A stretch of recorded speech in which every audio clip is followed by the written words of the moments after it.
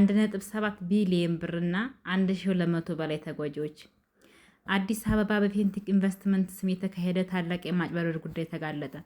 ድርጅቱ ዜጎችን በ90 ቀናት መኪና እናስረክባለን በማለት 50% ቅድመ ክፍያ እንዲከፍሉና ቀሪውን 50% ከወለድ ነፃ በባንክ ቀስ ብሎ እንደሚከፍሉ በመናገር ያሳመኑ ሲሆን ብዙ ሰዎች ከ950 ሺህ ብር በላይ በመክፈል ተመዝግበው ቢጠብቁም ቃል የተገባው መኪና ግን የለም።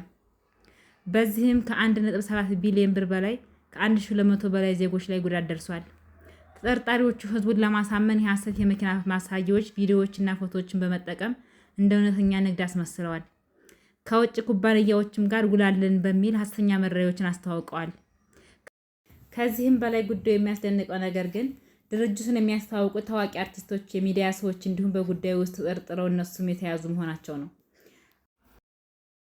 ተጠርጣሪውና ከእርሱ ጋር ሰሩ የተባሉ አርቲስቶች በእስር ላይ ሲሆኑ ጉዳዩ በ19 የተለያዩ ወንጀሎች ፍርድ ቤት እየታየ መሆኑን የኢትዮጵያ ፌዴራል ፖሊስ አስታውቋል። ከእንደዚህ አይነት አጭበርባሪ ድርጅቶች ራሳችሁን እንድትጠብቁ እያልን ዘገባችንን በዚህ ያጠናቀናል። ቪዲዮውን ከወደዳችሁት ላይክ፣ ቻናሉን ሰብስክራይብ በማድረግ ይደግፉን።